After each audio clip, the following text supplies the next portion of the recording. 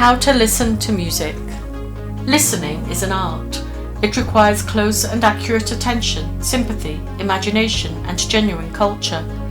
Listening to music is an art of high degree. Many derive exquisite enjoyment from it, for music is potent and universal in its appeal.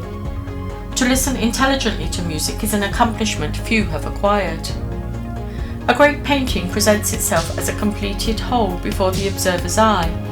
It holds on the canvas the fixed place given it by the master from whose genius it proceeded. No intermediary force is needed to come between it and the impression it makes on the beholder. Music, on the contrary, must be aroused from the written or printed page to living tone by the hand or voice of the interpreter, and but a fragment at a time can be made perceptible to the listener's ear. Like a panorama, it comes and goes before the imagination, its kaleidoscopic tints and forms now sharply contrasted, now almost imperceptibly graduated one into the other, but all shaping themselves into a logical union, stamped with the design of a creative mind.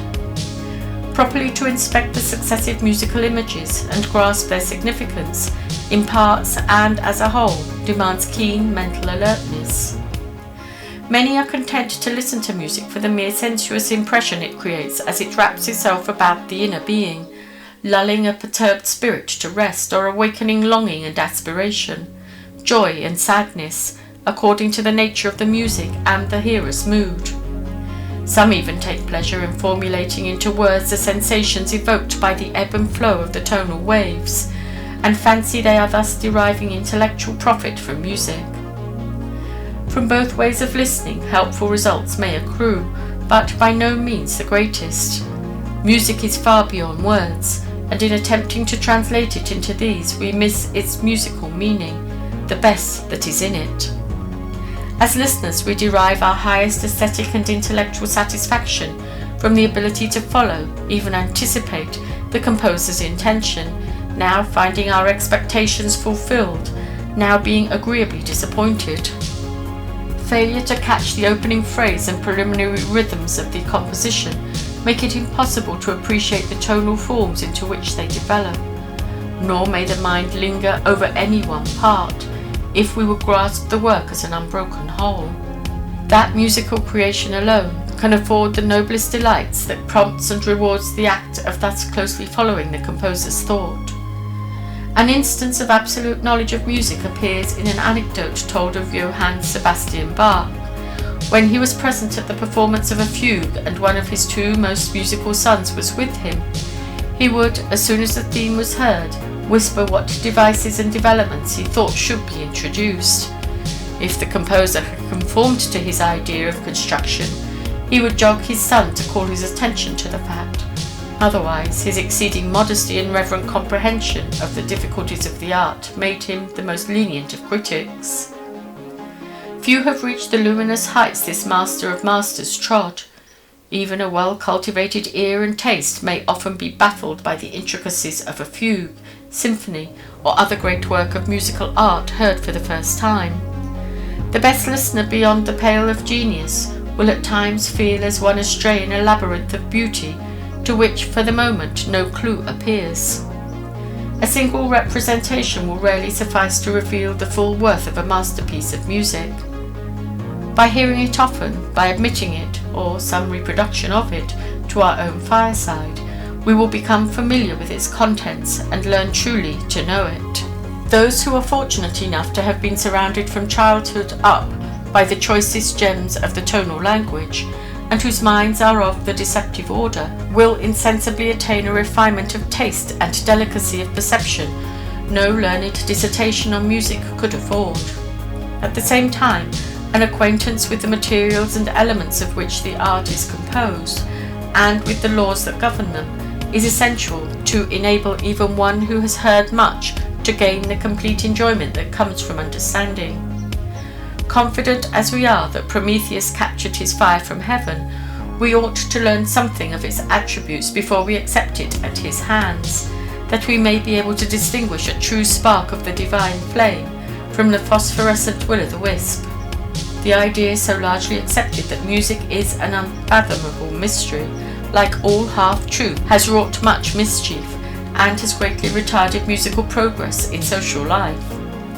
Behind the divine art, as behind religion, lies the inscrutable mysteries of life, and in both there is a holy of holies only the consecrated may enter. Before the portals of this are reached, there is a broad, fertile field for intellectual activity that all may work to advantage, preparing the way to the inner sanctuary. The musician is continually confronted with fresh evidence of the popular ignorance, even among students of music, in regard to the outward form and inner grace of what is conceded to be the most popular of all arts. In a room full of professed music lovers, a definition of counterpoint was recently called for, and no one present could give an intelligent answer. This led to a discussion of musical questions which resulted in the disclosure that not one of the company could define melody, harmony, or rhythm, or had the slightest conception of the meaning of the simplest component parts of the art in whose service they were making plentiful sacrifices. Some knowledge of these things is absolutely imperative, not alone to the student, but to one as well who would listen intelligently to music. Sound and motion constitute the essence of music.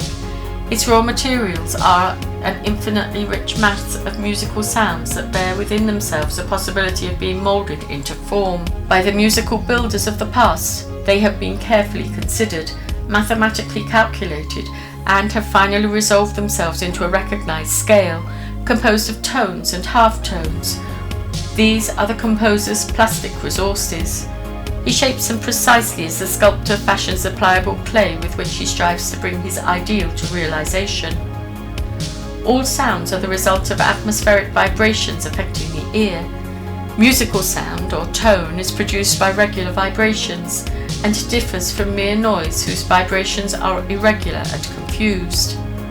The pitch of a musical tone rises in proportion with the rapidity of the vibrations that produce it.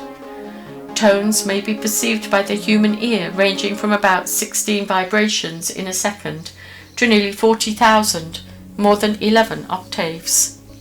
Only about 7 octaves are used in music.